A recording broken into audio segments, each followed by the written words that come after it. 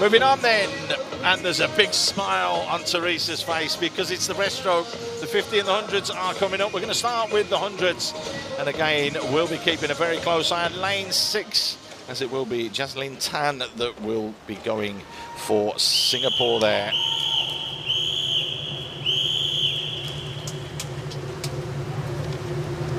Okay, no from Korea in lane 0. We've got just the 9 lanes being used today.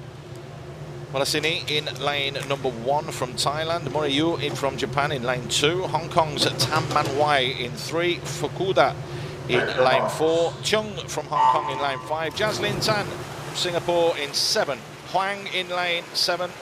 Jazlene Tan, sorry, in lane 6. And lane 8, Chikako Ono. What's the pace like here, Teresa? These are your events. Do you go all out because you can keep that up for a full 100 metres, or do you have to try and build into this and hit the turn and then push?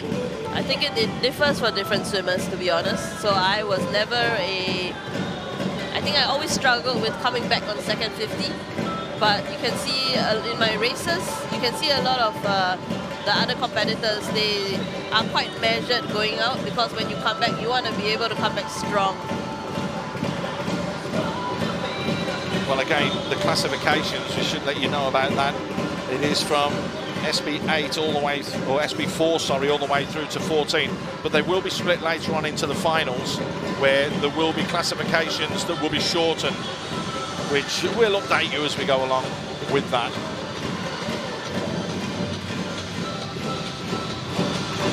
So it's quite strong at the moment from Chung Ho Ying, 4th in the 200 freestyle yesterday.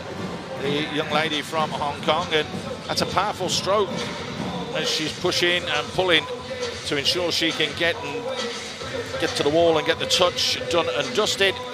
7.96.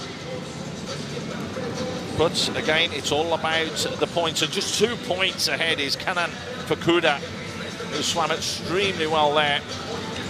But the question is, as we mentioned, about the points.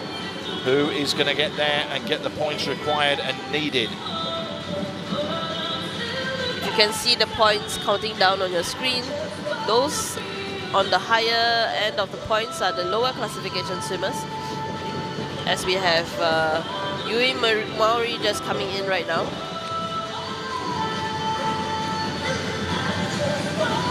And we're just waiting now for the final swimmer to come through. That will be Thailand's Walasini Wongnon Tapung.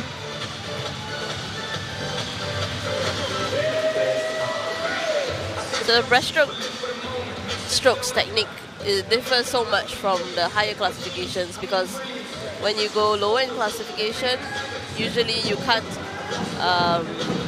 raise your body up so much.